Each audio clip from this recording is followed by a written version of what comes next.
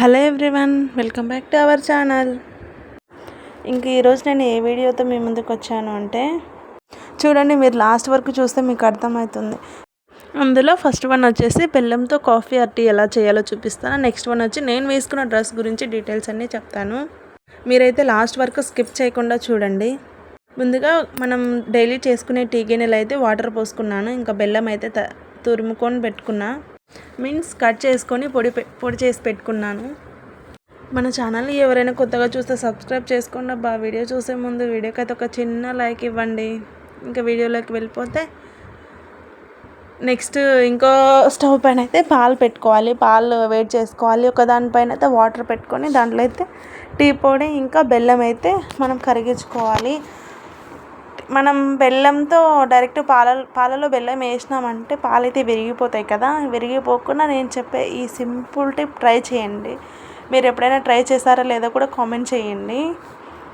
నేనైతే ఇప్పుడైతే జెమినీ అయితే వాడుతున్నా. ఇంతకుముందు అయితే రెడ్ లేబుల్ అయితే వాడినా. ఎప్పుడు ఒకటే వాడను, మారుస్తూనే ఉంటాను. ఎందుకో నాకు ఎప్పుడు అట్లా ఒకటే టేస్ట్ ఉండబుద్ధి అవ్వదు. షిఫ్ట్ అవ్వబుద్ధి అవుతుంటుంది దానికి దీనికని. ఇంకా నేనైతే దీంట్లో అయితే కొంచెం టీ పొడి వేసి ఇంకా బెల్లం కూడా అందులోనే వేస్తాను. పాలైతే పక్కన సైడ్ మరిగించుకుంటున్నాను. చాలా సింపుల్గా చేయొచ్చు, అస్సలు విరిగిపోవు. కావాలంటే మీరు కూడా ఒకసారి ట్రై చేసి కింద కామెంట్ అయితే చేయండి. ఇది నా ఒక్కదాని కోసం పెట్టుకుంటున్నాను కాబట్టి కొంచెమే పెట్టుకుంటున్నా. ఇంకా మీరు ఎక్కువ క్వాంటిటీలో పెట్టుకోవాలనుకుంటే ఎక్కువ క్వాంటిటీలో కూడా పెట్టుకోవచ్చు. నేనైతే నా కోసం మాత్రమే పెట్టుకుంటున్నా. అయినా నేను టీలో ఎప్పుడు అసలు వాటర్ వేయకుండా చిక్కగా పెట్టుకుంటా టీ.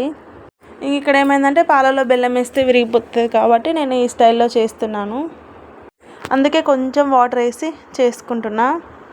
నిజంగా చాలా అంటే చాలా పర్ఫెక్ట్గా అయితే వచ్చింది. ఇక్కడైతే డికాషన్ అయితే మరిగిపోతుంది బాగా. ఇంకా ఇక్కడ పాలు కూడా పొంగుకైతే వచ్చినాయి.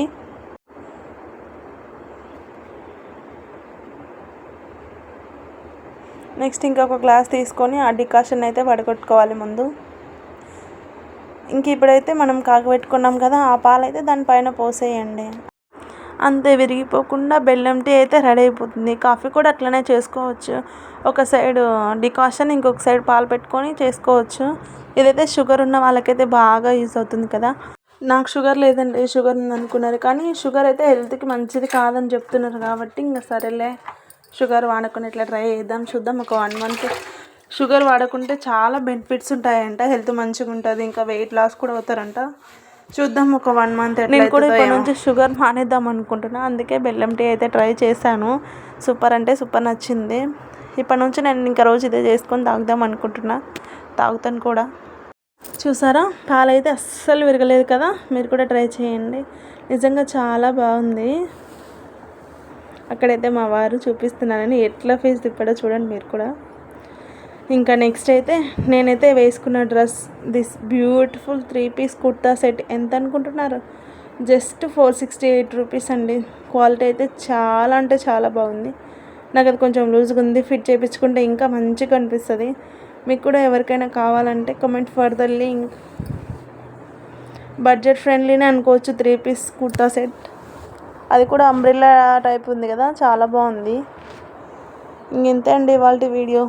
ఈ వీడియో మీకు ఎలా అనిపించిందో like, share and subscribe to my channel. Thank you for watching. See you in the next vlog. Bye by.